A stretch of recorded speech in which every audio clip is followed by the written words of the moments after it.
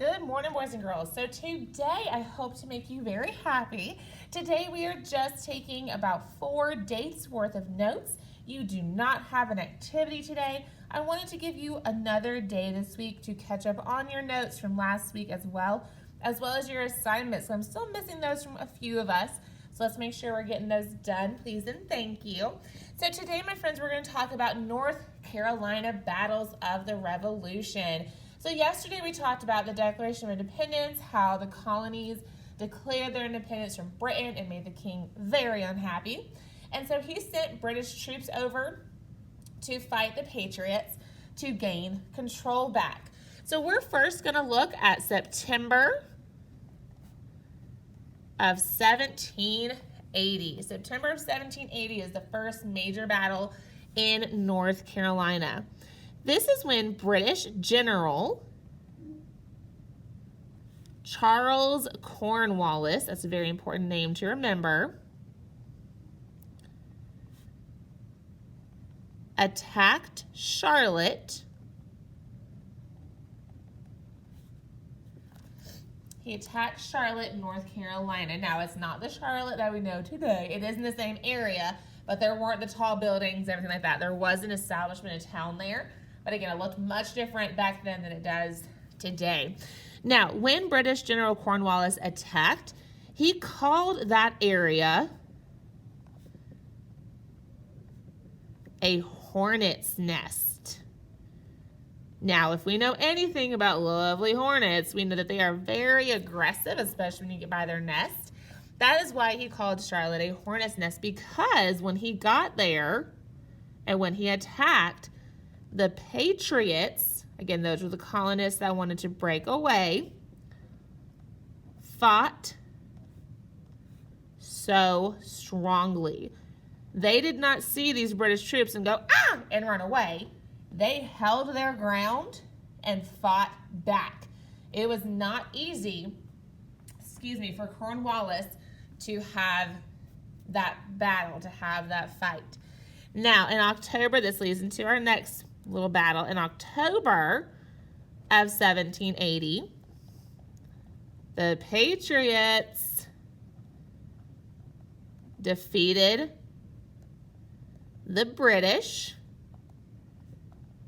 in the Battle of Kings Mountain. Now, Kings Mountain is technically, yes, part of it is in North Carolina, but it's also in South Carolina. It's on that border. So King Mountain was still in that mountain region of North Carolina, but again, going a little bit more south towards South Carolina. Okay. Now, in March of 1781, we're going to jump a few months ahead. The British won a battle. And it was the Battle of Guilford Courthouse. The British won the battle, so the British got that stronghold again. However, this battle was very devastating for the British. Yes, they won. Yes, they got that area back. However, it came at a price. A lot of British soldiers lost their lives. A lot of their supplies were gone through. So now they were left across the ocean with not as much as what they came with. So they were struggling. So a few months later, in October of 1781, General Cornwallis, that name's coming back, General Cornwallis surrendered to General George Washington. Now, he did not surrender here. He surrendered in Yorktown, Virginia. Go ahead and add that over here. In Yorktown, Virginia. So he didn't surrender in North Carolina. However, it is still very significant of our date, just a year after the Patriots' first big defeat at Kings Mountain. And then he surrendered to, again, Cornwallis, that main British general that came over to fight for King George III. Okay, so this is when the Revolutionary War comes to a close after October 1781, after the surrender did take place.